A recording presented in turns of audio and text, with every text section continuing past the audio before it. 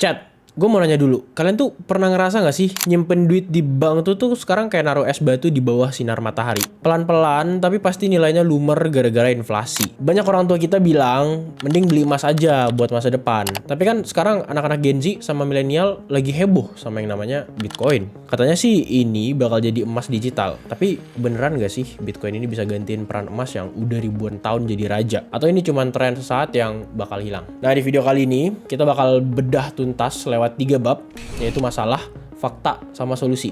Kita kuliti dari sumber aslinya, yaitu white paper Bitcoin dan kondisi pasar paling update di tahun 2024 sampai 2025. Let's go, kita bahas. Oke, kita tuh masuk ke bab 1 dulu, yaitu masalah. Kenapa sih Bitcoin itu ada? Nah, awalnya tuh di tahun 2008, dunia lagi kena krisis ekonomi parah. Di situ orang-orang mulai sadar kalau sistem keuangan kita itu punya lubang atau hole yang gede. Masalah pertama itu datang dari ketergantungan sama pihak ketiga.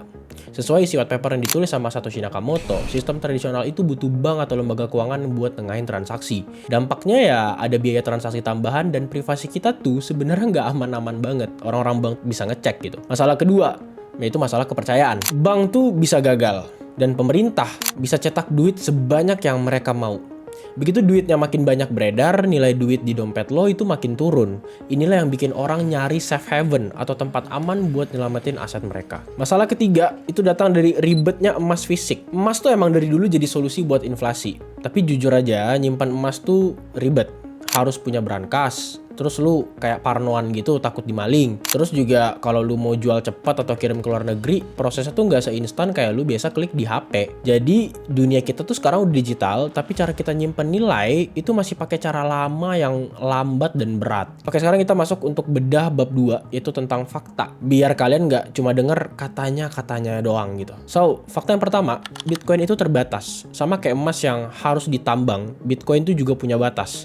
Di white papernya disebutkan kalau Bitcoin cuma bakal ada 21 juta unit di dunia ini. Nggak bisa ditambah sesuka hati, dan ini yang namanya digital scarcity atau kelangkaan digital. Fakta kedua, ada mekanisme yang namanya halving. Setiap 4 tahun sekali, jumlah Bitcoin baru yang muncul itu dipotong setengahnya buat jaga nilai biar nggak terjadi inflasi.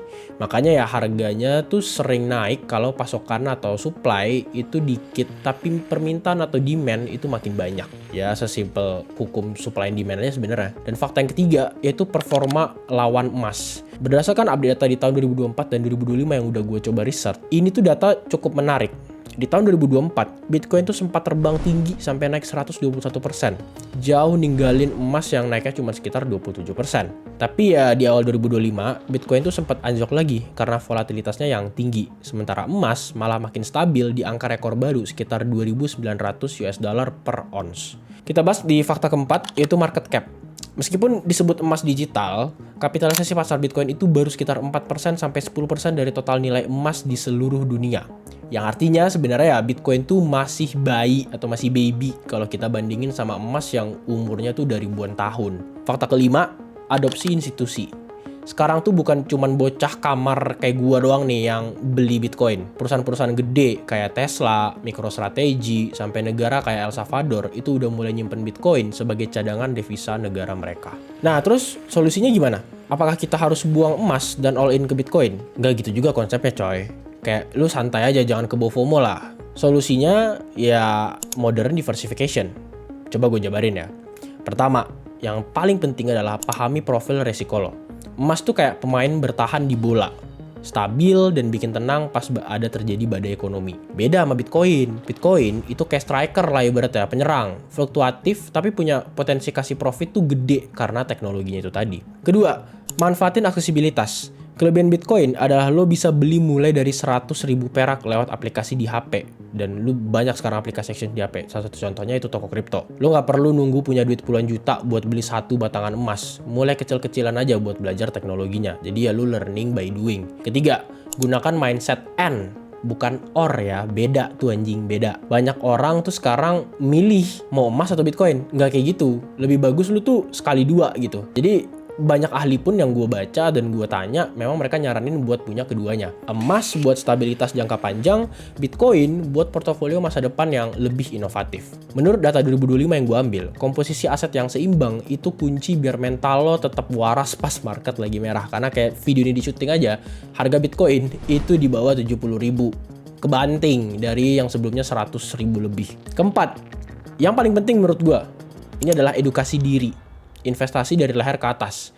Jangan cuma lihat harga aja, baca lagi white papernya. Orang gue sebelum bikin video ini aja gue baca white paper lagi untuk bikin script ini dan bisa ngejelasin ke kalian secara detail kayak gini. Jadi ya lo harus pahami cara kerja blockchainnya. Karena kalau misalnya kalian ngerti apa yang kalian beli, kalian gak bakal gampang panik pas harganya tuh ya naik turun atau volatil. Jadi ya pertanyaannya, apakah Bitcoin ini akan jadi pengganti emas? Jawabannya adalah Bitcoin memang punya sifat yang mirip emas, bahkan lebih unggul dari sisi pengiriman dan transparansi. Tapi buat gantiin emas secara total, Bitcoin tuh masih butuh waktu sebenarnya buat ngebuktiin stabilitasnya di tengah krisis-krisis global kayak sekarang. Jadi ya emas itu adalah sejarah, Bitcoin adalah masa depan. Dan kita beruntung sebagai Gen Z, milenial, manfaatin teknologi yang ada. Kita tuh beruntung banget hidup di zaman yang kita tuh punya dua opsi, punya dua pilihan yang bagus kayak gini. Nah, kalau dari kalian sendiri gimana? Kalian lebih tim emas batangan yang bisa dipegang atau tim Bitcoin yang tinggal klik-klik doang di HP? Atau malah tim dua-duanya? Coba tulis pendapat kalian di kolom komentar, kita diskusi santai di bawah. Jangan lupa like, share, komen, dan subscribe. Gua Red Agil, see you in the next video. Bye-bye.